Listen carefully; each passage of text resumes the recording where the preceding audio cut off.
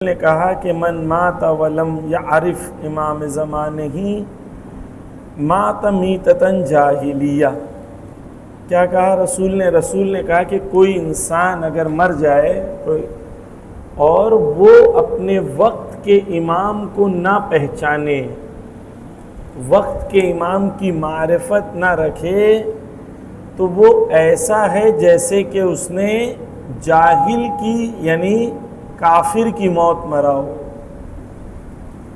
تو سب سے پہلی چیز ہمارے لیے کلیئر ہونی چاہیے کہ اگر ہم نے وقت کے امام کو پہچانے بغیر مر گئے، ان کے بارے میں جانے بغیر مر گئے، ان سے اپنا رشتہ مضبوط بنائے بغیر مر گئے،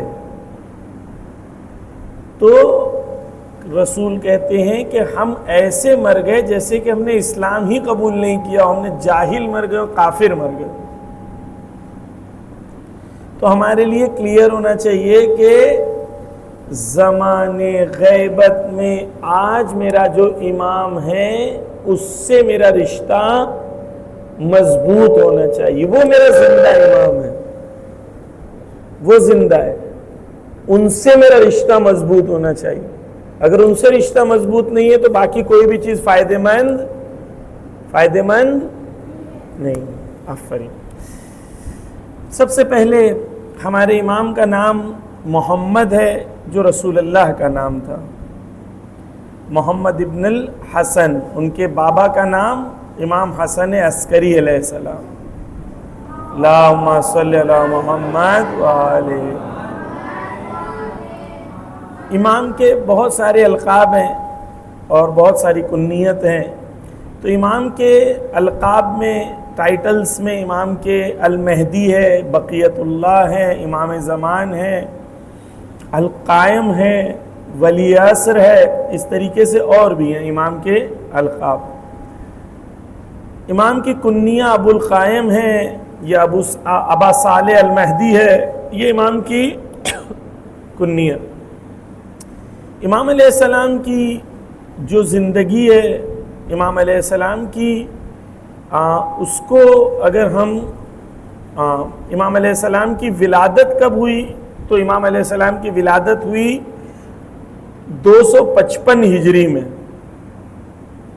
255 ہجری میں، 255 ہجری میں۔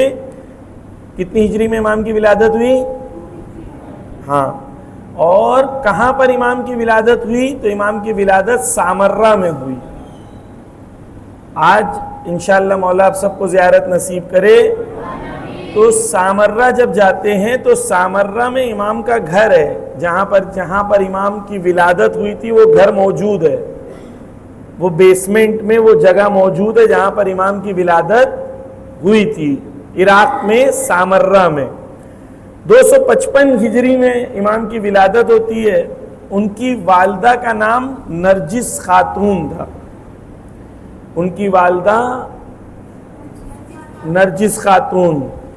ان کی والدہ جو تھیں وہ روم میں شہزادی تھیں، اور روم کی شہزادی تھیں، اور پھر وہ یہاں پر آتی ہیں بغداد میں، اسلام کو قبول کرتی ہیں، اور پھر ان کی شادی 11ویں امام سے ہوتی ہے، اور 11ویں امام سے ہونے کے بعد امام مہدی اجل اللہ تعالیٰ فرجہ الشریف کی ولادت ہوتی ہے۔ امام کو ایسی جگہ رکھا جاتا تھا، 10ویں اور 11ویں امام کو، جو سامرہ نام کی جگہ تھی، یہ اس زمانے میں ایک ملٹری چیک پوسٹ تھا، ایک ملٹری کے لوگ کے رہنے کی جگہ تھی۔ وہاں آبادی نہیں رہتی تھی، عوام نہیں رہتی تھی۔ آپ دیکھتے ہیں شہر سے دور کہیں پر ملٹری رہتے ہیں، صرف ملٹری والے رہتے ہیں، ایسی جگہ تھی سامرہ۔ امام کو 10ویں 11ویں اور 12ویں امام، 10ویں 11ویں امام کے زمانے میں سامرہ اس لیے لایا گیا تاکہ امام کو پبلک سے دور کر دیا جائے، تاکہ پبلک کا امام سے رابطہ ختم ہو جائے۔ اس لیے امام کو کہاں بھیج دیے؟ سامرہ۔ سامرہ میں امام علیہ السلام جو تھے ان سے لوگ خفیہ طریقے سے آ کے ملتے تھے۔ مثال کے طور پر کوئی اس بہانے سے امام کے پاس آتا تھا 11ویں امام کے پاس کہ کھجور بیچنے آ رہا ہے، کوئی اس بہانے سے آتا تھا کہ میں برتن بیچنے آ رہا ہوں. ایسے بہانے سے خفیہ طریقے سے امام کے چاہنے والے امام سے ملتے تھے، اور امام انہی خفیہ راستوں کے ذریعے سے اپنا پیغام، جو امام کے ایجنٹ تھے پورے مسلمان دنیا کے اندر، امام خط بھیجتے تھے کوفہ کے لیے، بصرہ کے لیے، الگ الگ جگہ جہاں شیعہ ہوتے تھے امام ان کے لیے خط بھیجتے تھے. سمجھ میں آ رہا ہے؟ یہ سامرہ میں اس زمانے کے حالات تھے. ٹھیک ہے. اور 255 ہجری میں امام علیہ السلام جو ہے ان کی وہ امامت جو ہے وہاں سے امام کی ولادت ہوتی ہے. تقریباً 260 ہجری میں امام علیہ السلام کی جو ہے امامت کا آغاز ہوتا ہے. جب امام کی عمر کتنے سال کی تھی؟ 5 سال کی. امام کی امامت کا آغاز کتنے سال میں ہوتا ہے؟ امام کی عمر 5 سال کی تھی. لیکن اللہ نے امام کو امامت کے وقت علم سے کامل کر دیا تھا 5 سال کی عمر میں. 260 ہجری میں امام علیہ السلام کی ولادت، امام علیہ السلام کی امامت شروع ہوتی ہے. اب امام علیہ السلام کے غیبت جو ہے وہ امام کی امامت کا آغاز ہوتا ہے، اور آغاز ہوتے ہی امام غیبت میں چلے جاتے ہیں. کیوں؟ کیونکہ دشمن نے گھیرا ہوا تھا. حتیٰ امام کی جب ولادت ہونے والی تھی تو 11ویں امام کے گھر کے اندر بھی سارے جاسوس تھے. تو جیسے فرعون کے زمانے میں فرعون نے کہا تھا کہ اگر کسی کو پتا چل جائے کہ ماں کے شکم میں بھی بچہ ہو تو اسے ہم مار دیں گے. تو امام کے گھر میں نوکر اور نوکرانی بھی جاسوس تھے. اگر انہیں یہ پتا چل جاتا کہ 12ویں امام کی ولادت ہونے والی ہے تو وہ انہیں مار دیتے. اس لیے راتوں رات اللہ کے اعجاز سے، معجزے سے حضرت نرجس خاتون کے گھر پہ ولادت ہو جاتی ہے. جب تک 1 رات پہلے تک کوئی بھی آثار ولادت کے ظاہر نہیں ہوئے تھے. سمجھ میں آ رہا ہے بچے لوگ آپ لوگوں کو کہ نہیں؟ 255 ہجری میں 255 ہجری میں امام کی جب ولادت ہوئی تھی تو دشمن جو تھے ان لوگوں نے یہ ارادہ کیا تھا کہ اگر کوئی بچہ پیدا ہوگا تو ہم اس کو مار دیں گے. تاکہ ان لوگ نہیں چاہتے تھے کہ 11ویں امام کی کوئی بھی اولاد ہو، کوئی بھی نسل ہو. تو امام علیہ السلام کی جب ولادت ہوتی ہے تو امام اپنے صحابی کو بتاتے ہیں کہ یہ بچہ ہے. اور امام جو ہے 5 سال تک زندگی کرتے ہیں، لیکن اس طریقے سے کہ باہر کسی کو پتا نہیں چلتا. اور امام صرف اپنے خاص اصحاب کو بتاتے ہیں کہ میرے بیٹے کا نام کیا ہے، اس کی صفات کیا ہے. جب 11ویں امام کی شہادت ہوتی ہے تو شہادت کی نماز ہمارے امام پڑھاتے ہیں، 12ویں امام پڑھاتے ہیں، اور اس کے بعد وہاں سے غیبت کا آغاز امام کا شروع ہو جاتا ہے. کتنے سال میں؟ 260 ہجری میں. پھر امام تقریباً 69 سال یعنی 69 ایئرز امام کا غیبت صغرا ہوتی ہے. غیبت صغرا یعنی امام غیبت میں ہوتے ہیں لیکن امام کے نائب ایک کے بعد ایک موجود ہوتے ہیں. امام ان کے ذریعے سے اپنا پیغام شیعوں کو پہنچاتے تھے. اور اگر شیعوں کو سوال ہوتا تھا تو شیعہ اپنا سوال نائب کے پاس لے کے جاتے تھے، نائب امام سے سوال پوچھتے تھے، اور امام یا توقی کے ذریعے یا لیٹرز کے ذریعے یا جوابات کے ذریعے لوگوں کے سوالوں کے جواب دیتے تھے. کتنے سال؟ 69 ایئرز. تو 329 ہجری تک امام علیہ السلام کی ولادت جو ہے کے بعد 5 سال میں غیبت شروع ہوئی اور تقریباً 69 ایئرز امام کی غیبت صغرا چلی. یعنی یہ پیریڈ میں امام موجود تھے لیکن نائب بھی موجود تھے جنہیں نائب خاص کہتے ہیں. اس کے بعد 329 ہجری سے لے کے ابھی 1200 سال سے زیادہ ہو گئے ہیں, 1100 سال سے زیادہ ہو چکے ہیں. ابھی تک کا جو پیریڈ ہے وہ کیا ہے؟ وہ امام کے غیبت کبریٰ کا پیریڈ ہے کہ امام زندہ ہیں, موجود ہیں, لیکن امام سے ڈائریکٹ رابطہ لوگوں کا نہیں ہے بلکہ امام مدد کرتے ہیں ہر طریقے سے. حتیٰ روایت ہے کہ جب امام کا ظہور ہوگا تو ہم میں سے اکثر لوگ بولیں گے آپ امام ہیں, آپ کو تو ہم نے زندگی میں دیکھا تھا, آپ نے تو میری مدد کی تھی. یعنی امام ہمارے ساتھ ہماری زندگی کرتے ہیں اور حتیٰ ہماری مدد کرتے ہیں جہاں ہمیں ضرورت ہو. کلیئر ہے یہاں تک؟ 329 ہجری تک امام کے 4 نائب خاص ہیں. یہ 4 نائب خاص کب ہیں امام کے؟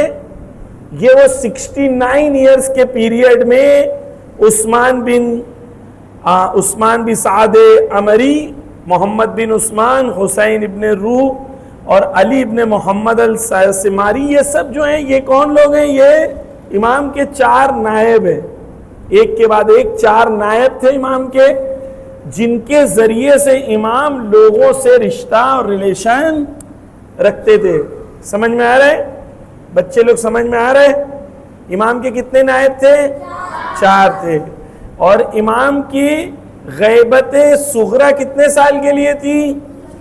69 ایئرز کے لیے تھی. اور اس 69 ایئرز میں امام لوگوں سے کیسے رشتہ رکھتے تھے, کیسے لوگوں کے سوال کے جواب دیتے تھے؟ نائب کے ذریعے سے. اور یہ 4 نائب کے نام آپ لوگوں کے سامنے ہیں. سمجھ میں آیا اتنا؟ خوب. اب امام علیہ السلام جب غیبت ہوئی تو غیبت کے زمانے میں نائب خاص نہیں, اب نائب عام ہے.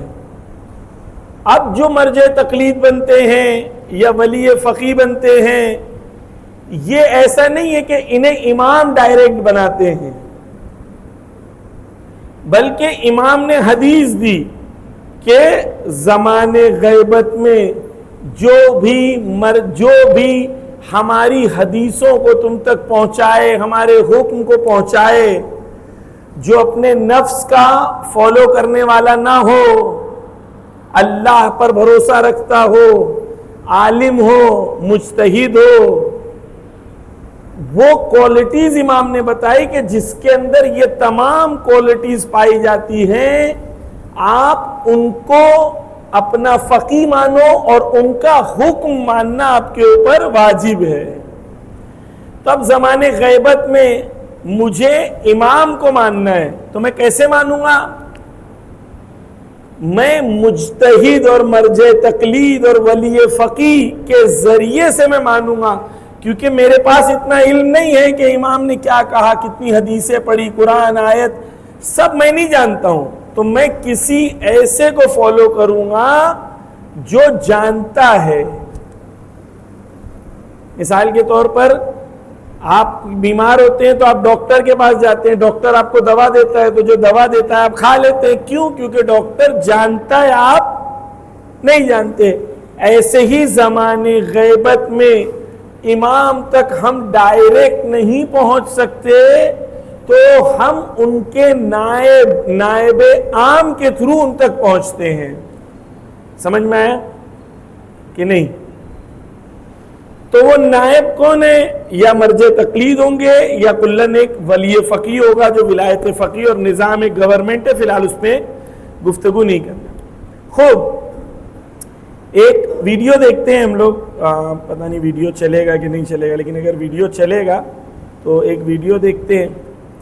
اس ویڈیو میں امام کے آنے سے پہلے کچھ نشانیاں ہیں جو امام کی یقینی نشانیاں ہیں, اور کچھ نشانیاں ہیں جو امام کی وہ نشانی ہے, امام کی یقینی نشانی یعنی امام کے ظہور سے پہلے جو نشانی یقینی ہے. پاسورڈ بولیں. گیلیکسی S23 ہے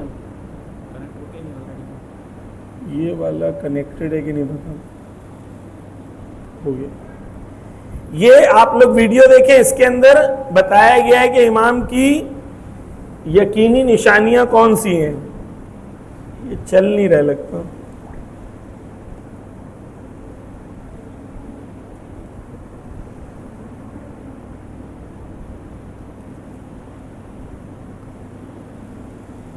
نہیں انٹرنیٹ تو چل رہا ہے, یہ کنیکٹ نہیں ہو رہا ہے. لیکن اس کے اندر آواز نہیں ہے.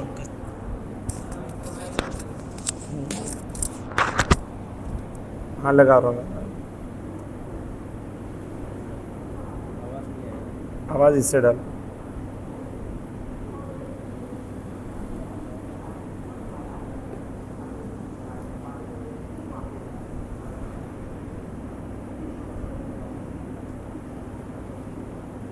کہاں چلے گیا؟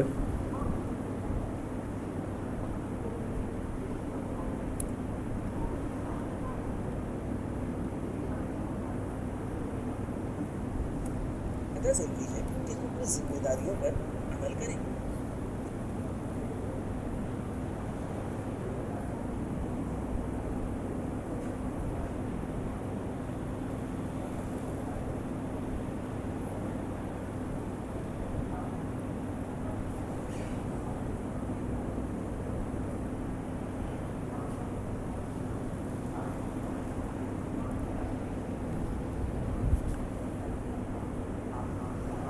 کوئی ٹیکنیکل بندہ آئے ذرا.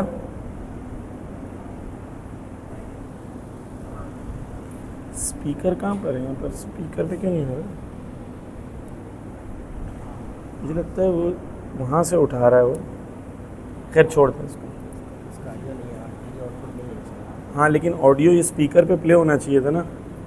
تو اسپیکر پہ پلے ہوگا تو ہم لوگ اس کو لگا سکتے تھے نا. لیکن یہاں سے آواز نہیں آ رہی ہے, وہاں سے آواز آ رہی ہے. لیپ ٹاپ سے آواز کیوں نہیں آ رہی ہے؟ ہاں چھوڑ دیں یار. ادھر سے آواز آ رہی ہے نا, وہی تو میں بولا وہاں سے آواز آ رہی ہے. لیکن یہاں پر اسکرین بھی نہیں آ رہی ہے مجھے.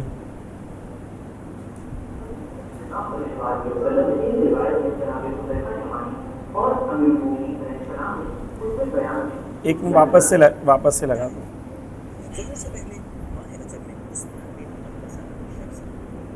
بسم اللہ الرحمن الرحیم. قال سلام حضرت علیہ السلام کرنے کے بعد سوال کرنی ہے. تو کی کون سی ہے؟ آپ کا سوال مستند اور روایتوں کی معلومات شریف کے ثبوت کے لیے کچھ نقطے بیان کی گئی جن میں سے کچھ کا واقع ہونا یقینی ہے اور کچھ کا واقع ہونا غیر یقینی ہے. اور غیر یقینی نشانیوں کا تعلق شرائط اور حالات پر ہے. اگر شرائط پائے گئے تو واقع ہوں گے, ورنہ نہیں. ان نشانیوں پر نظر آنے سے پہلے کچھ چیزوں کی طرف توجہ دینا ضروری ہے. امام مہدی رضی اللہ تعالیٰ عنہ شریف کا آنا یقینی یہ شیعہ اور اہل سنت دونوں کی کتابوں میں پایا جاتا ہے. نشانیوں کو جاننا ضروری ہے, لیکن اس سے زیادہ ضروری ہے کہ ہم اپنی ذمہ داریوں پر عمل کریں. جو اپنی ذمہ داریوں کو صحیح سے نبھائے گا تو جیسا کہ ہم دعائیں جو سب سے اٹھایا جائے گا اور امام کے ساتھ جوڑا جائے گا. نشانیوں کے بارے میں ان کا واقع ہونا لازمی ہے. امام صاحب علیہ السلام قائد کے بیان سے پہلے 5 علاقے یمانی اور سفیانی کا بیان, آسمان سے آواز آنا, سب سے پہلا اور نفس زبیہ کا قتل ہونا. پہلی نشانی یمانی کا بیان روایتوں میں آپ کا نام تو ذکر نہیں ہوا ہے, لیکن یہ ضرور لکھا ہے کہ آپ امام علیہ السلام کی نسل سے ہوں اور یمن کی سرزمین سے اپنے بیان کا آغاز کریں. یمانی کے بیان تو یہ بیان نہیں. پہلی نشانی یہ ہے کہ آپ کا بیان حق پر ہو گئے, اور دوسری نشانی یہ ہے کہ آپ سفیانی کے لشکر کا مقابلہ کریں گے. یہ نشانی کی مشہور اور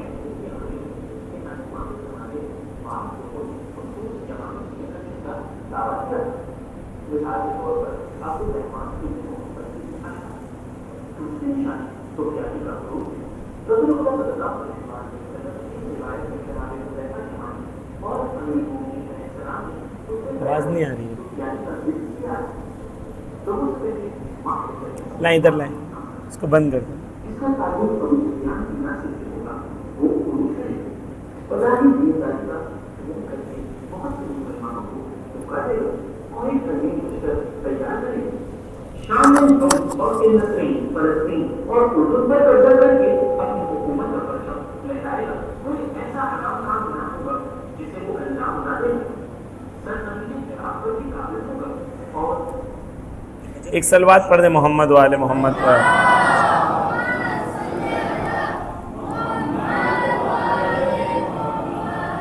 خوب وہ نہیں پلے ہو رہا تھا, اس کو چھوڑ دیں, میں آپ کو خود ہی بتا دیتا ہوں. میں چاہ رہا تھا کہ ویڈیو ہو تو تھوڑا سا ایک چینج ہو جائے گا آپ لوگ کے لیے, لیکن وہ نہیں ہوا.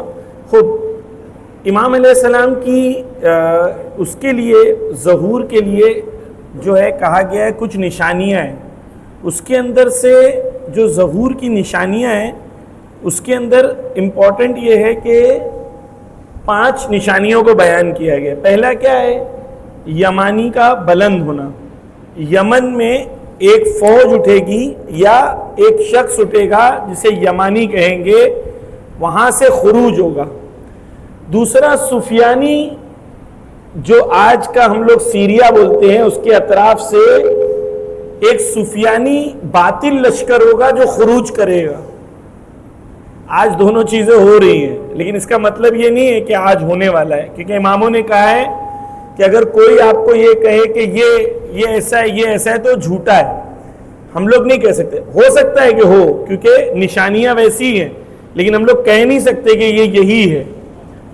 تو اگر ہم دیکھیں گے تو اس کے اندر جو ہے دوسرا سفیانی, تیسرا ایک ندا آئے گی آسمان سے, چوتھا ایک جگہ ہے بیدا جہاں پہ خسف البیدا ہوگا اور نفس زکیہ کا قتل.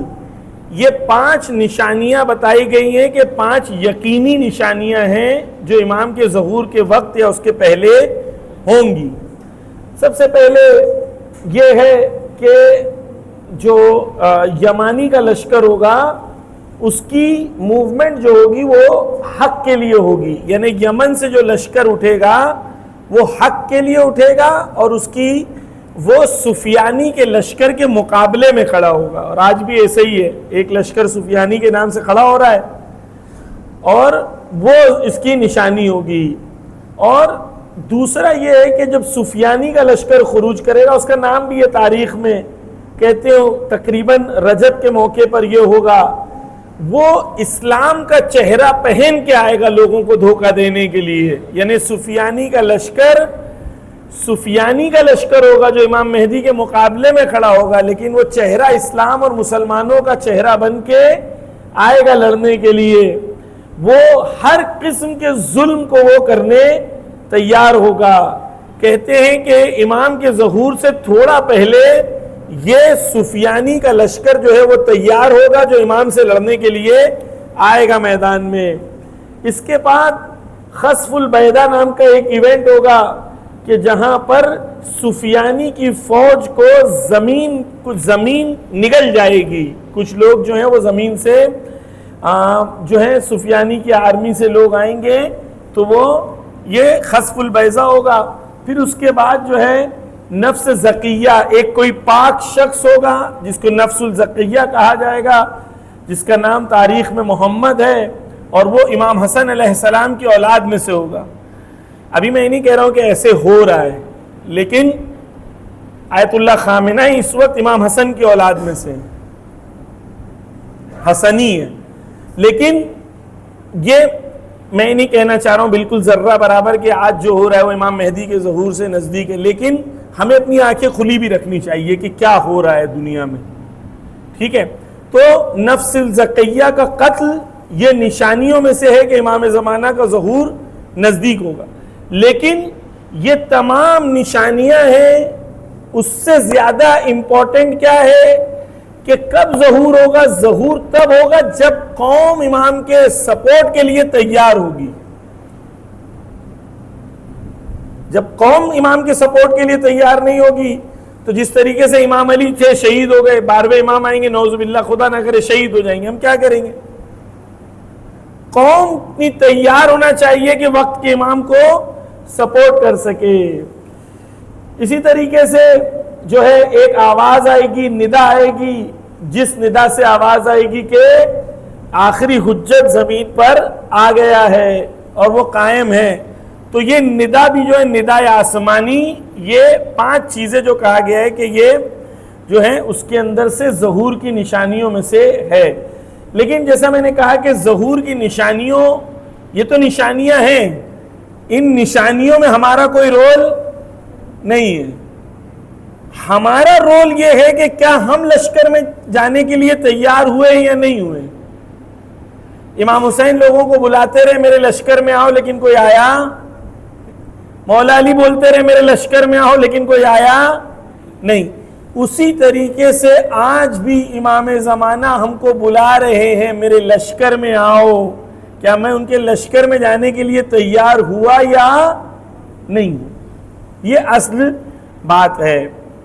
اس کے علاوہ کل جو آپ کے سامنے بات کیا تھا میں نے، اس کے اندر میں نے آپ کے سامنے اس چیز کو پیش کیا تھا کہ امام آئیں گے تو کیا کریں گے۔ قرآن کی آیت ہے کہ لوگ قسط اور عدل و انصاف کے لیے قیام کریں گے، اور نبیوں کا مقصد بھی یہی ہے۔ اس کے علاوہ میں نے یہ بھی کل آپ کے سامنے عرض کیا تھا کہ زمین پر جو مستضعف ہیں وہ زمین کے حاکم قرار پائیں گے۔ خدا نے یہ قرآن میں وعدہ کیا۔ یہ کب ہوگا؟ جب امام مہدی آئیں گے، تب زمین پر حاکم کون بنے گا؟ جو کچلے ہوئے، کمزور، ضعیف، مظلوم قومیں ہیں وہ زمین پر حاکم بنیں گی۔ اسی طریقے سے حدیث ہمارے وہاں ہے، اس حدیث میں یملأ الارض قسطا وعدلا، امام آ کے کیا کریں گے؟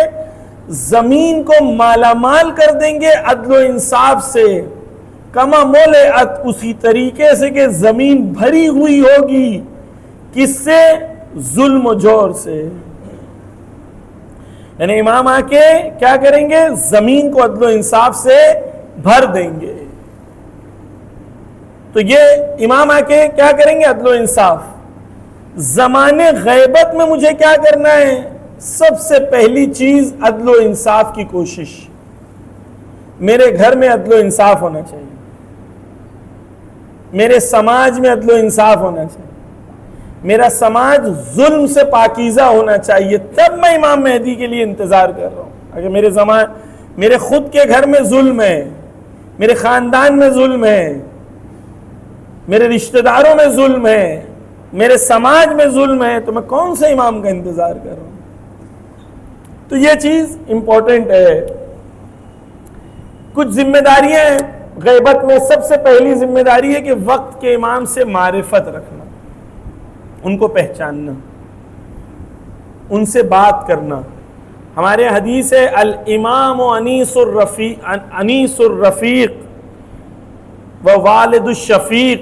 امام، ہمارے حدیث ہے کہ امام ایک ایسا دوست ہے جو آپ کا ہمدم ہے، و والد الشفیق، اور ایک ایسا باپ ہے جو شفیق باپ ہے، جو مہربان باپ ہے۔ وقت کا امام زندہ ہے، ہم کتنا وقت کے امام سے بات کرتے ہیں۔ میں ایک بار ایران میں تھا، تو ایران میں میں بائک پہ تھا، تو ایک شخص نابینا تھا، تو میں نے ان سے کہا کہ میں آپ کو چھوڑ دیتا ہوں گھر پہ۔ تو وہ آیا میری بائک پہ بیٹھنے کے لیے، تو اس نے میرے کاندھے پہ ہاتھ رکھا، کاندھے پہ ہاتھ رکھ کے کہا اللہم عجل ولیک الفرج، پھر پیر رکھا تو کہا یا امام مہدی۔ پورا راستہ کچھ منٹ جب تک میں چلتا رہا وہ دعا کرتا رہا اللہم عجل ولیک الفرج، اللہم عجل ولیک الفرج۔ جب میں نے اس کو اتارا تو مجھے اپنے آپ سے بڑی شرم آئی۔ میں نے کہا کہ نابینا ہونے کے بعد لمحہ بے لمحہ وقت کے امام کو یاد کر رہا ہے، اور میرے پاس سب کچھ ہونے کے بعد بھی میں وقت کے امام کو کتنا یاد کرتا ہوں اپنی زندگی میں۔ وہ امام جو زندہ ہے، جو میرے لیے دعا کرتا ہے، امام سے میرا رشتہ کتنا مضبوط ہے۔ ہر ہفتے میں ایک بار میرا نام اعمال میرے امام کے پاس جاتا ہے، امام اس نام اعمال کو دیکھتے ہیں، روتے ہیں کہ میرا شیعہ گناہ کر رہا ہے، میرے لیے دعا کرتے ہیں، میں مشکل میں ہوتا ہوں تو میرے امام میرے لیے دعا کرتے ہیں، لیکن میں اپنے امام کے لیے کتنی دعا کرتا ہوں، کتنا میرا امام سے میرا رشتہ مضبوط ہے۔ تو پہلی چیز معرفت ہے امام کی، امام ہر جگہ ہے، ہر لمحہ ہے، میں امام کے ساتھ ہوں یا نہیں، امام میرے ساتھ ہے، امام مجھے دیکھ رہے۔ جتنا ہو سکے امام سے رشتے کو مضبوط کریں، پہلی چیز۔ دوسری چیز، جو ظالمین اور طاغوت ہیں دنیا کے، ان سے براعت کا اظہار کریں۔ امریکہ، اسرائیل اور دنیا بھر کے ظالمین، چاہے وہ یہاں کے ہو، چاہے وہاں کے ہو، چاہے کہیں کے بھی ہو، جب تک آپ اور میں ظالمین سے براعت کا اظہار نہ کریں، تب تک ہم امام مہدی کے چاہنے والے نہیں بن سکتے۔ براعت کا اظہار، دوری کا اظہار، اعلان کرنا کہ ہم ظالموں کے ساتھ نہیں ہیں۔ معکم لا مع عدوکم، زیارت میں ہم پڑھتے ہیں مولا ہم آپ کے ساتھ ہیں، آپ کے دشمنوں کے ساتھ نہیں۔ ایسا نہیں ہو کہ تھوڑا سا فائدہ ملے تو چڑھ گئے وہاں پر۔ ظالمین کے ساتھ دوسری چیز ہے کہ ان کے ساتھ دوری کا اظہار کریں، اپنی زندگی میں عدل و انصاف لے کے آئیں، اپنی معنوی زندگی کی طرف توجہ دیں۔ یہ جو دنیا ہے، یہ دنیا میں شور ہو، ہلہ ہو، گلہ ہو، انسٹاگرام ہو، یوٹیوب ہو، ریلز ہو، آئی پی ایل ہو، یہ سب چیزیں ہیں۔ کہیں میں اس چکا چوند دنیا کے اندر گم تو نہیں ہو گیا؟ میری زندگی میں معنویت کتنی ہے؟ کتنا نماز پڑھتا ہوں تو مجھے لذت کا احساس ہوتا ہے؟ معنویت کہاں ہے میری زندگی میں؟ اسپریچویلٹی کہاں ہے میری زندگی؟ امام سے وہ نزدیک ہوگا جو اسپریچویلٹی لے کے آئے۔ ہمارے یہاں روایتیں ہیں قرآن کے سلسلے میں، ہم لوگوں کا ایک ایپلیکیشن ہے سبیل قرآن کے نام سے۔ آپ روز 3 منٹ قرآن پڑھو تو 318 دن میں آپ قرآن کی تلاوت ختم کر لو گے۔ 7 منٹ روز قرآن پڑھو گے تو قرآن کی تلاوت اور ترجمہ دونوں ختم ہو جائے گا۔ 30 منٹ ہر روز قرآن پڑھو گے تو 30 منٹ میں ایک پارہ ختم ہو جائے گا۔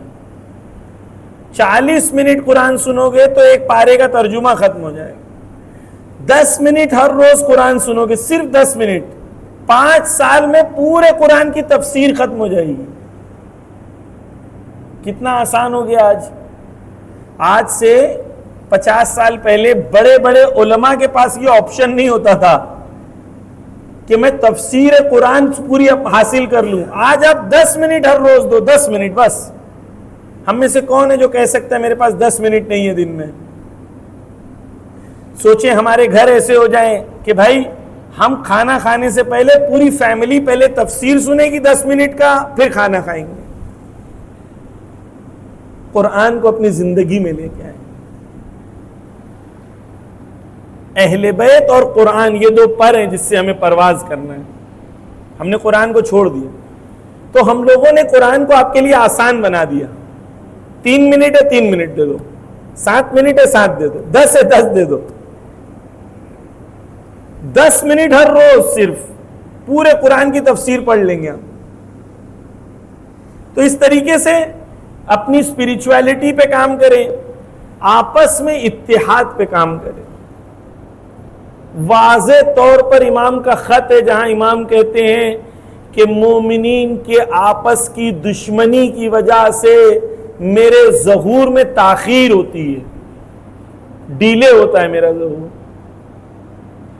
چھوٹی چھوٹی چیزوں میں میرا نام، تیرا نام، تو آگے چلا گیا، میں پیچھے چلا گیا، میرا فوٹو نہیں آیا، میرا نام نہیں چھپا، یہ کر کے وقت کے امام کو ہم لوگ تاخیر کر رہے ہیں ان کے ظہور کے لیے۔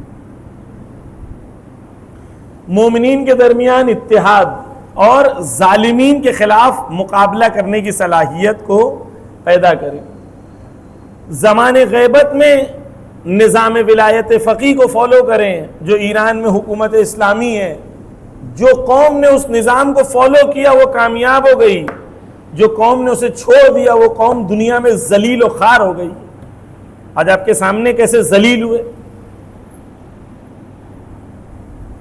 کھل کے کہتا ہے ٹرمپ کہ میرے لیے گائے ہے، یہ لوگ گائے ہیں، ان سے میں دودھ لیتا ہوں، جب دودھ نہیں دیں گے تو کاٹ دوں گا. جو لوگوں کو یہ کہتا ہے وہ لوگ ریڈ کارپیٹ بچھا کے تلوار لے کے ڈانس کر کے اپنی لڑکیوں کو ننگی کھڑی کر کے ان کے سامنے ان کا ویلکم کر رہے ہیں. کیوں؟ کیونکہ ان کے پاس علی کی ولایت نہیں ہے. جو علی کی ولایت سے دور ہوگا وہ ہمیشہ ٹھوکر کھائے گا، در بدر پھرتا رہے گا لیکن کبھی حق نہیں ملے گا اس کو. علی مع الحق و حق مع علی، یقین جان لو علی کا راستہ حق کا راستہ ہے. اور زمان غیبت میں علی کا راستہ علی خامنائی اور علی سیستانی کا راستہ ہے. بالکل کلیئر ہونا چاہیے ایمان. آج دیکھو جہاں علی کے راستے پہ چل رہے عزت ہے، جہاں علی کا راستہ چھوڑ دیا ذلت اور غیرت. ذلت کے علاوہ کچھ نہیں ہے. آپ اپنے نان شیعہ فرینڈ جو مسلمان دوست ہیں ان سے بات کریں، وہ خود گالی دیں گے، اپنے علماء کو گالی دیں گے. کہاں ان کے علماء؟ کتنے علماء ہیں جو مخالفت کر رہے ہیں ابھی حق کی، باطل کی؟ نہیں کرتے. کیوں نہیں کرتے؟ کیونکہ جذبہ حسینیت نہیں ہے. ہم کیوں کرتے ہیں؟ کیونکہ ہمارے پاس عزاداری ہے. عزاداری نے ہمیں جذبہ حسینیت دیا ہے. جان چلی جائے گی لیکن حق سے پیچھے نہیں ہٹیں گے. یہ کربلا نے ہمیں دیا ہے. خوب، تو زمانے غیبت میں نظام کو فالو کریں، سسٹم کو فالو کریں. مجلس میں کوئی آ کے دو نکتہ مار دے اور عزاداری کو مرجعیت سے لڑا دے اور عزاداری کو ایران سے لڑا دے اور اس کو اس سے لڑا دے، آپ سمجھیں یہ مداری لوگ ہیں. یہ مداری آ کے گیم دکھا کے قوموں کو کنفیوز کرنا چاہتے ہیں. واضح ہونا چاہیے، کلیئر ہونا چاہیے. زمانے غیبت میں میرا امام زندہ ہے اور امام کے نائب زندہ ہیں، ان کے حکم پر ہماری جانیں قربان. یہ ہے مہدویت. خوب، اس کے علاوہ انسان کو ظلم کے خلاف کھڑا رہنا چاہیے. اپنے سماج کو اسلامی سماج بنائے. اپنے گھر میں پہلے خود سے شروع کرے پھر گھر سے شروع کرے. عزیزان گرامی، میں ہاتھ جوڑ کے آپ سے ریکویسٹ کرتا ہوں، یہ جہیز کا سسٹم اور یہ کٹو پٹو جو بھی آپ لوگوں کا سسٹم ہے کہ شادی سے پہلے وہ 2 لاکھ لے لو، 5 لاکھ لے لو، پھر سونے کا الگ لے لو، اس کا الگ لے لو، شرم آنی چاہیے. اسلام میں ہے، قرآن میں ہے، اہل بیت نے سکھایا. کہاں ہے؟ رسول اللہ، مولا علی نے اپنی زرہ بیچی، زرہ کا پیسہ دیا، اس پیسے سے رسول اللہ نے سامان خریدا حضرت فاطمہ زہرا کے لیے. ہم نے کیوں شرما جی اور تیواری جی کی طرح شادیاں کی ہیں؟ شادی میں 5 لاکھ 10 لاکھ 15 لاکھ 20 لاکھ خرچ کرتے ہیں. کیوں؟ اس لیے کیونکہ ہم نے اہل بیت سے دین نہیں لیا. شادی میں مولانا کو بلاتے ہیں نکاح کرانے کے لیے، یہاں سے مولانا بولتے ہیں نکاح کے لیے پڑھ کے مولانا کو بولتے ہیں تم اس دروازے سے باہر نکلو، وہاں سے شیطان کو انٹر کراتے.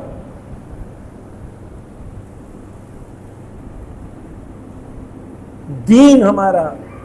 عزیزان گرامی، جس شادی میں نئی زندگی کی شروعات حرام کاموں سے ہو اس شادی میں برکت کیسے ہوگی؟ اس بچے اس شادی سے کیسے امام مہدی کے سپاہی بنیں گے؟ ایران میں ایک شادی ہوئی، 40 دن مرد اور عورت نے روزہ رکھا. شادی سے پہلے روزہ رکھنے کے بعد ان لوگوں نے ہدیہ کیا کہ ہم اتنا پیسہ یتیموں کے لیے یا اس نیک کام میں دیں گے. اور یہ سب کرنے کا صرف ایک مقصد تھا کہ مولا میرے وقت کے امام، ہم آپ کو دعوت دیتے ہیں کہ ہم پاک ہو کے آپ کو بلا رہے ہیں، آپ میری شادی میں آنا. ہم نے ایسی شادی کی نہیں کی. لڑکی ہے تو پریشر میں بیچارہ غریب باپ، 4 لڑکیاں ہیں، 3 لڑکیاں، کیسے شادی کروں گا، کیسے شادی کروں گا. لڑکی کی شادی کرنا لڑکی کے باپ کی ذمہ داری نہیں ہے، لڑکے کی ذمہ داری ہے. پورا خرچ اٹھانا شادی کا لڑکے کی ذمہ داری ہے، لڑکی کی نہیں ہے. لڑکی کا باپ احسان کر رہا ہے تمہارے اوپر، بچی کو پال پوس کے تمہیں ہدیہ کر رہا ہے، اور تم بے غیرت ہو کے اس سے اور پیسہ مانگ رہے ہو. اپنے گھر کو اسلامی گھر بنائیں، گھر میں بیوی سے محبت کریں. روایت ہے ہمارے وہاں کہ امام کہتے ہیں جس کی ہم سے جتنی زیادہ محبت بڑھتی جاتی ہے اتنا ہی اس کے دل میں اپنی بیوی کی بھی محبت بڑھ جاتی ہے. رسول اللہ نے کہا کہ اپنی بیوی کو بار بار کہو میں تم سے محبت کرتا ہوں، آئی لو یو. کہا یہ وہ چیز ہے جو بیوی کے دل سے کبھی نہیں نکلتی. بیوی کھانا بنائے تو بیوی کو بولو کہ اچھا بنائے. ہمارے ہاں تو تیل زیادہ کر دی، نمک زیادہ کر دی، کیا تو بنائی آج. یہ گھر ہے، امام مہدی کے چاہنے والوں کا گھر ہے. یہ وہ بیچاری پورا دن محنت کر کے زحمت کر رہی ہے، تھوڑی سی غلطی ہو گئی اس وقت اپریشیٹ کر دیں. گھر کو مہر و محبت سے بنائیں. کیوں؟ سنیں، بہت امپورٹنٹ. جو بچے گھر میں یہ دیکھتے ہیں کہ میرا والد میری ماں کا احترام نہیں کرتا، وہ آگے جا کے اپنے والد اور والدہ دونوں کا احترام نہیں کرتا. گھر میں نہیں دیکھ رہا ہے، وہ محبت نہیں دیکھ رہا ہے، کیسے پلے بڑھے گا یہ بچہ؟ خوب واضح ہے کہ اپنے گھر سے شروع کریں، گھر سے مہر و محبت. پھر اس کے بعد اپنے سماج میں معاف کرنا سیکھیں. کسی کو معاف کریں یہ سوچ کے کہ میں نے تجھے معاف کر دیا، خدایا میں نے معاف کر دیا تو مجھے معاف کر. میں نے ایک روایت پڑھی تھی آپ کے سامنے کہ خدا کہتا ہے کہ روز قیامت میں انسانوں کے ساتھ ویسا رہوں گا جیسا ایک مضبوط انسان کمزور کے ساتھ رہا تھا. اگر آج طاقت ہے کسی کو معاف کر دیا تو روز قیامت کھڑے ہو گے تو خدا تمہیں معاف کر دے. لیکن آج طاقت ہے، دبا لیا، روز قیامت خدا تمہیں دبا دے گا. جیسا چاہتے ہو خدا تمہارے ساتھ رہے تو طاقت کے وقت کمزوروں کے ساتھ ویسے ہی رہو. بیوی کمزور ہے دبا لوں گا، بہو کمزور ہے دبا لوں گا، یہاں دبا لو وہاں دب جاؤ گے. عدل و انصاف. عزیزان کے جو امام مہدی کا منتظر ہوگا وہ عدل و انصاف قائم کرے گا. بیوی سے محبت. آپ جانتے ہیں روایت ہے کہ اگر ایک شوہر اپنی بیوی اور بچوں کے ساتھ ایک سفرے پہ بیٹھے، کھانے کے سفرے پہ، اور صرف محبت کی نگاہ سے اپنے گھر والوں کو دیکھے، اپنی بیوی کو دیکھے، تو ایک عمرے کا ثواب لکھا جاتا ہے اس کے لیے. ہمارے یہاں تو موبائل پہ ہی دیکھتے ہیں، بیوی کو دیکھتے ہی نہیں ہے. پورا ٹائم کھانا کھاتے ٹائم بھی چل رہا ہوتا ہے. یہ عبادت ہے. آپ ساتھ میں بیٹھ کے جو کھانا کھا رہے ہیں، ایک دوسرے سے محبت کا اظہار کر رہے ہیں، یہ عبادت ہے. محبت بھرا ماحول بنائیں تو اچھے بچے تربیت ہوں گے. گھر کو عدل و انصاف کی بیس پہ بنائیں. اسی طریقے سے کمیونٹی ہے. کمیونٹی نیکسٹ لیئر ہے. آپ کی کمیونٹی پہچانی جانی چاہیے کہ بھائی یہ وہ قوم ہے نا، ہم لوگ بہت متحد رہتے، بہت یونائٹیڈ ہے، ان لوگ میں آپس میں اختلاف نہیں ہوتا، یہ وہ قوم ہے. آپ کی پہچان ایسی ہونی چاہیے. اگر آپ کی پہچان ایسی ہے تو آپ امام مہدی کے ماننے والے. ایسی پہچان نہیں ہے تو آپ رسموں کے ماننے والے، امام مہدی کے ماننے والے.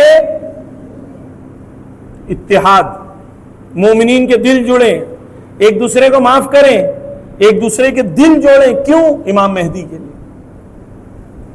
اوس و خزرج 2 قبیلے تھے، سالوں سال لڑ رہے تھے آپس میں. رسول اللہ گئے، رسول اللہ نے کہا مل جاؤ، دونوں کو بھائی بنا دیا. سالوں کی دشمنی کو چھوڑ دیا رسول اللہ کے پیغام کے لیے. اسی طریقے سے اپنی آپس کی سالوں کی دشمنی کو چھوڑ دو امام مہدی کے لیے. جڑ جاؤ. جب جڑ جاؤ گے تو طاقت ہوگی. کمزور رہو گے تو مشکل ہے. بس یہ اپنی کچھ ذمہ داریاں ہیں اپنے لیے. غیبت میں انشاءاللہ اپنے آپ کے اوپر کام کریں, فردی طور پر, انڈیویجولی, فیملی کے طور پر, اور پھر سماج کے طور پر.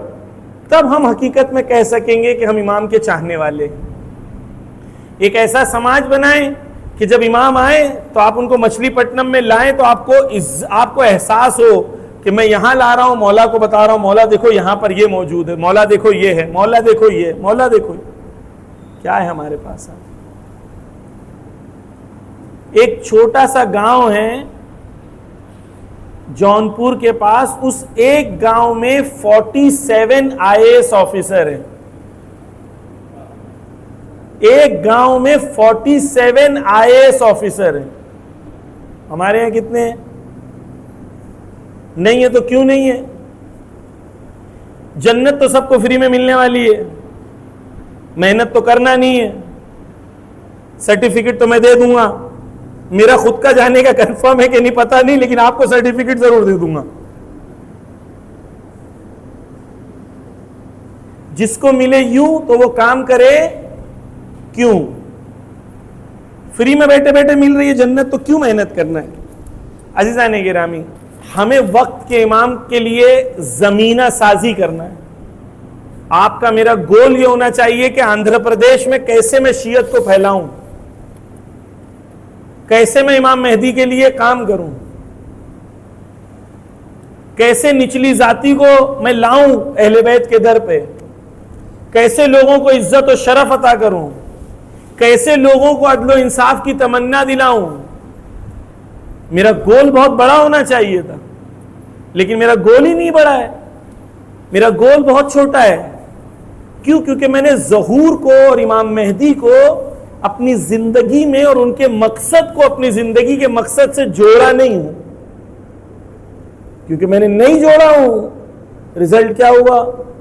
رزلٹ یہ ہوا کہ میری ایک زندگی چل رہی ہے, میری زندگی کا امام کے آنے یا نہیں آنے سے کوئی لنک ہی نہیں ہے. امام آئے, امام نہیں آئے, ظہور ہو, ظہور نہیں ہو, میری زندگی کا اس مقصد سے کوئی لنک نہیں ہے.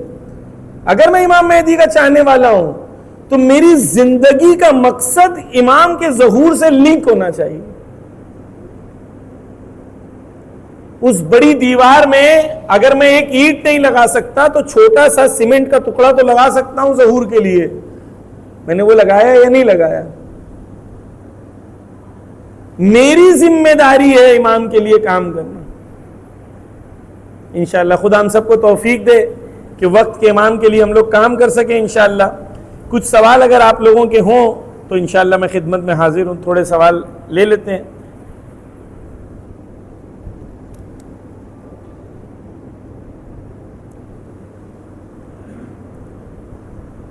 بولے مولانا اتنا ڈھانٹتے ہیں, اس کے بعد کون سوال پوچھے؟ ہاں پہلا سوال یہ ہے, اللہ نے غیبت کا کانسیپٹ صرف 12 امام امام کے ساتھ ہی کیوں کیا؟ پہلے امام 11 ان سے وہ کیوں نہیں؟ دیکھیں, غیبت جو ہے, پہلا سوال کا جواب یہ کہ غیبت اسرار الہی میں سے ایک اسرار ہے, یعنی اللہ کے رازوں میں سے ایک راز ہے. ایک. دو, پہلے امام کے زمانے میں, ابھی میں لمبا آنسر ہے اس کا, لیکن پہلے امام کے زمانے میں اگر لوگوں نے مولا علی کا ساتھ دے دیا ہوتا تو دنیا کچھ اور ہوتی. صرف 4 مہینے مولا علی نے حکومت کی کوفہ میں, 4 مہینے, 4 سال اور کچھ مہینے, 4 سال اور کچھ مہینے مولا علی نے حکومت کی. یہ 4 سال میں مولا علی نے کوفہ کے اندر یہ حالت بنا دی تھی کہ کوفہ میں کوئی بھی بے گھر نہیں تھا. اور کوفہ میں آپ جانتے ہیں عرب کے زمانے میں پانی, کلین واٹر جو ہے بہت بڑی ایک لگزری ہوتی تھی اس زمانے میں. مولا علی نے 4 سال میں اتنی جنگوں کے باوجود کلین واٹر سب کے لیے فراہم کر دیا تھا، صاف پانی. مولا علی نے عدل و انصاف کا ایک سسٹم قائم کیا تھا کوفہ کے اندر. تو مولا علی کا اگر ساتھ دے دیتے لوگ تو پوری دنیا کے بعد 12ویں امام تک آتے آتے پوری دنیا میں عدل و انصاف قائم ہو جاتا. کیوں نہیں ہو سکا؟ کہ مولا علی آئے، لوگوں نے ساتھ نہیں دیا. امام حسن علیہ السلام آئے، جیسے مولا علی شہید ہوئے امام حسن ممبر پہ گئے. ممبر پہ جانے کے بعد شولاور خطبہ دیا امام حسن نے، جنگ کا خطبہ کہ میں لڑوں گا. یہ نہیں ہے کہ امام حسن علیہ السلام بولے چلو صلح کر لیتے، چلو سیٹلمنٹ کر لیتے. غلط تصور ہے امام حسن کے بارے میں. امام حسن نے جا کے جنگ کے لیے 4 مہینہ تقریباً امام کے پاس ظاہری خلافت تھی، جنگ کی، آرمی جمع کی، بصرہ میں خط لکھا، ادھر خط لکھا، ادھر خط لکھا، ادھر آدمی بھیجا کہ جنگ کے لیے آرمی جمع کرو، وہاں بھیجا. امام نے کوشش کی جنگ کی لیکن لوگوں نے ساتھ نہیں دیا. امام حسین نے قیام کیا، لوگوں نے ساتھ نہیں دیا. امام لوگوں کو بلاتے رہے. نہج البلاغہ میں مولا علی کہتے ہیں میں تمہیں دنوں میں بلاتا تھا تو تم کہتے تھے رات میں آئیں گے، راتوں کو بلاتا تھا تو کہتے تھے دن میں آؤ گے، گرمی میں کہتے تھے ٹھنڈی میں آؤں گا، ٹھنڈی میں کہتے تھے گرمی میں آؤں گا. اے وہ لوگ جو دکھتے تو مرد ہو لیکن مرد کی شباہت رکھتے ہو، تم لوگ مرد ہی نہیں ہو. یہ مولا علی دشمنوں کو نہیں بول رہے، ساتھیوں کو بول رہے ہیں. مولا علی بلاتے تھے جنگ کے لیے، نہیں آتے تھے. آج غازہ والے بلاتے ہیں اور یہ مردوں کی طرح دکھنے والے کوئی بھی نہیں آتے. آج بھی دنیا وہی ہے. کیسے مولانا ہو سکتا ہے اس زمانے میں؟ آج بھی وہی ہو رہا ہے کہ نہیں ہو رہا ہے؟ کیسے امام حسین اکیلے مرتے رہیں گے اور پوری دنیا پوری امت خاموش رہے گی؟ آج کیوں خاموش ہے؟ یہ کل بھی خاموش تھے اور آج بھی خاموش ہے. غیبت 11ویں امام تک امت کو موقع ملتا رہا. جو ہم نے پہلی مجلس میں جو تھے ان لوگوں نے سنا، 11ویں امام تک لوگوں کو موقع ملتا رہا کہ امام کا ساتھ دیں، لیکن امام کا ساتھ نہیں دیا تو خدا نے 12ویں کو غیبت میں لے لیا تاکہ تم اس لائق بن جاؤ کہ امام کا دفاع کر سکو، تب امام کو بھیجوں. 11 امام زندہ تھے، لوگوں کے پاس موقع تھا لیکن لوگوں نے وہ نہیں. دوسری چیز، امام کا ظہور اور امام کی غیبت اللہ کی نشانیوں میں سے ہے. اور 5ویں امام، تیسرے امام، چوتھے امام کے زمانے سے لوگوں کی تربیت مہدویت کے لیے شروع ہو گئی. ایک شخص آتا ہے 5ویں امام سے پوچھتا ہے کہ مولا بتائیے کہ میرے 3 عقیدے ہیں، بتائیے میرا صحیح عقیدہ ہے یا نہیں ہے. کہتے ہیں ایک یہ کہ میں اللہ، رسول اور اہل بیت سے محبت کرتا ہوں اور ان کے دشمنوں سے دشمنی رکھتا ہوں. 2، میں اپنی زندگی میں حلال اور حرام کا خیال رکھتا ہوں، حرام نہیں کھاتا. 3، میں امام مہدی کے لیے، کون سے زمانے کی بات ہے؟ 5ویں امام کی. 5ویں امام میں کہتا ہے میں امام مہدی کی ظہور کے لیے اور امام مہدی کی حکومت کے لیے تمنا کرتا ہوں، دعا کرتا ہوں. کیا میرا عقیدہ صحیح ہے؟ یہ 3 چیزیں اگر ہمارے اندر ہو گئی، پہلا اللہ، رسول اور اہل بیت سے محبت اور ان کے دشمنوں سے دشمنی. اب ان کے دشمنوں میں امریکہ، اسرائیل سب آئے گا.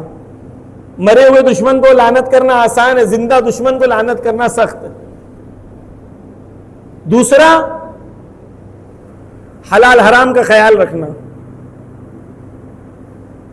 تیسرا، امام مہدی سے محبت. 5ویں امام نے کہا کہ یہی سوال میرے بابا چوتھے امام سے بھی پوچھا گیا. میرے بابا نے کہا کہ کسی کے اندر اگر یہ 3 صفت پائی جاتی ہے تو روز قیامت جنت میں وہ ہمارا پڑوسی ہوگا. جنت میں اہل بیت کا پڑوسی ہوگا جس کے اندر یہ 3 چیز پائی جاتی ہے. امام مہدی کے لیے کوشش کرتا ہو. اس سے بڑا لیول کیا ملے گا؟ چوتھے امام، 5ویں امام، 6ٹھے امام کے زمانے سے تربیت کی گئی تاکہ لوگ جو ہیں وہ کیا کریں؟ امام مہدی کے تصور اور امام مہدی کے ظہور کے لیے اور غیبت کے لیے لوگوں کو تیار کیا گیا، اسی لیے علماء کا نیٹ ورک بنایا گیا اور پورا ایک لمبا سلسلہ تھا. تو کیوں؟ وہ تو واضح اللہ کی نشانیوں میں سے ایک ہے. دوسرا یہ ہے کہ پورا ایک سلسلہ ہے، تاریخ ہے، تاریخ ہمارے درس کے لیے، ہماری عبرت کے لیے، تاکہ ہم لوگ سیکھ سکیں. دوسرا سوال یہ تھا کہ آج کے بچے یا نوجوان امام زمانہ سے اپنی نسبت کیسے جوڑے رہتے ہیں؟ کچھ بہترین عمل جو امام کے قریب ہونے کے لیے مدد ہو. دیکھیں سب سے بہترین عمل کیا ہے؟ آیت اللہ بہجت سے پوچھا گیا تو آیت اللہ بہجت نے کہا حرام سے بچو، واجب پر عمل کرو. تم جتنا جانتے ہو اس پہ عمل کرو، جتنا نہیں جانتے خدا تمہیں سکھا دے گا. ہم لوگ رکے کہ کوئی مولانا آ کے کچھ بولے گا تب میں سدھر جاؤں گا. خوب جانتے ہو سچ بولنا چاہیے کہ نہیں، اس کے لیے کوئی مولانا آئے گا سمجھائے گا، پھر ہمیں سمجھ میں آئے گا سچ بولنا چاہیے. سب جانتے ہیں نا، کوئی ایسا ہے جو نہیں جانتا کہ سچ بولنا چاہیے؟ سب جانتے ہیں جھوٹ نہیں بولنا چاہیے، سب جانتے ہیں کہ نہیں، لیکن جو جانتے ہیں اس پہ عمل نہیں کرتے. آیت اللہ بہجت بولتے ہیں جو جانتے ہو اس پہ عمل کرنا شروع کرو، خدا جو نہیں جانتے خود سکھا دے گا. ہم بڑی بڑی چیز کرنا چاہتے ہیں، اہل بیت بولتے ہیں چھوٹی چھوٹی چیز سے شروع کرو. اہل بیت بولتے ہیں چھوٹا عمل جو تمہارے لیے تکبر نہ لے کے آئے وہ بڑے عمل سے بہتر ہے. خود کیا کریں؟ سب سے پہلی چیز روز دعائے عہد پڑھیں، جو پڑھ سکتے ہیں ایک بار نماز صبح کے بعد. دو دعائے عہد کا معنی پڑھیں کہ کیا پڑھ رہے ہو دعائے عہد میں. دعائے عہد میں امام کو بول رہا ہوں آئی ایم ریڈی، میں فائٹ کرنے کے لیے ریڈی ہوں امام. عہد مطلب یہی نا. امام ایک گھنٹے کے بعد دیکھیں گے کہاں ریڈی ہے بھائی، تیری زندگی میں تو کوئی ریڈینس مجھے نظر نہیں ہے. بہترین عمل کیا ہے؟ اپنے آپ کو پاکیزہ بنائیں. دوسرا زندگی سے ظلم کو ختم کریں. تیسرا ظالمین سے نفرت کریں. چوتھا زمان غیبت میں امام کے نائب سے محبت کریں تاکہ وہ آپ کو جو ہدایت کریں آپ اس کی ہدایت پر عمل کر سکیں. لیکن بیسک بنیادی بات کیا ہے؟ حرام سے بچیں. امام مہدی سے بھی محبت ہے اور 4 لڑکیوں کا نمبر بھی موبائل میں ہے. رات کو چیٹنگ بھی ہو رہی ہے، صبح دعا بھی پڑھی جا رہی ہے. اگر ہمیں لگتا ہے کہ نہیں میں چیٹنگ کرتا ہوں تو امام مہدی نہیں دیکھتے تو ایسا نہیں، ان کو سب دکھتا ہے. امام سے محبت یعنی پاکیزہ زندگی. امام اپنے آپ کو اس لائق بناؤ کہ امام کے سامنے پیش کر سکو. توبہ کے راستے خدا نے ہمیشہ کھول کے رکھا ہے.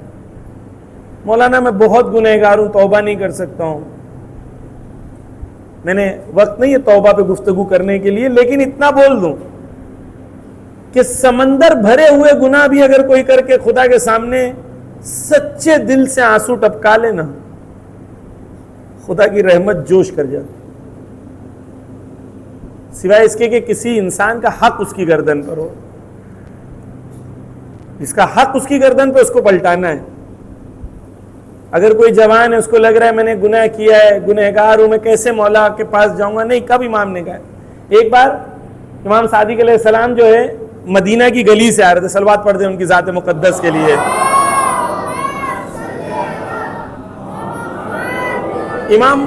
امام ایسے آ رہے تھے گلی سے، ایک شخص تھا امام کا چاہنے والا تھا، شراب پی لیا تھا ایک بار غلطی سے. اس نے امام کو دیکھا تو منہ پھیر لیا تاکہ امام نہ دیکھیں یا امام کو نہ دیکھے. امام نے جاتے جاتے اس سے کہا اے میرے شیعہ، اے میرے چاہنے والے، شیعہ نہیں، اے میرے چاہنے والے، ہم نے کب تمہیں کہا ہے کہ گناہ کرنے کے بعد بھی اپنی نگاہوں کو ہم سے ہٹا لو؟ ہم ہی تو وسیلہ ہیں جو تمہارے دل میں خدا کی محبت کو زندہ کریں گے اور تم توبہ کرو گے. امام نے کہا کہ ہمارا شیعہ گنہگار ہو سکتا ہے، فاسق نہیں ہو سکتا. یعنی کیا کہتے ہیں؟ جیسے ہیرا اگر کچرے میں پڑا ہو تو کچرا اس پہ لگ جاتا ہے لیکن ہیرا ہیرا رہتا ہے. ہمارا شیعہ وہ ہے جو گناہ کر بھی دے تو کبھی اس کا دل اس گناہ پہ راضی، اگر گناہ کرنے کے بعد بھی اثر دل پہ نہیں ہے، کڑن نہیں ہے، تو سمجھ لینا بہت بڑی پرابلم. اگر گناہ کرنے کے بعد دل میں کڑن ہو رہی ہے کہ میں نے نہیں کیا، کاش یہ نہیں کرا ہوتا، میں نہیں کرنا چاہیے، یعنی ایمان باقی ہے، ابھی بھی دل زندہ ہے. لیکن اگر اس اسٹیج پہ آ جائے کہ گناہ کرے نہ کرے دل ایک برابر ہے، بہت بڑی مشکل. اسی لیے ماہ محرم آتا ہے، اسی لیے ماہ رمضان آتا ہے، تاکہ وہ دل جو اتنے سخت بھی ہو گئے وہ امام حسین پر روئے اور نرم ہو جائیں اور پھر توبہ کریں. خدا نے توبہ کے دروازوں کو بار بار کھول کے رکھا ہے جوانوں کے لیے. یہ جوان جو ہے اللہ کی طرف دوبارہ پلٹے انشاءاللہ.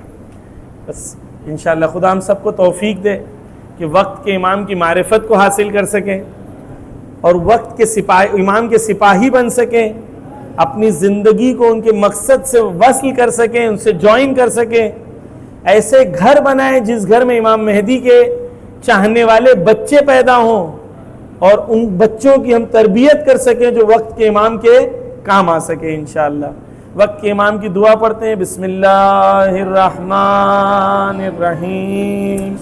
اللہم کل ولیک حجت ابن حسن صلواتک علیہ وعلی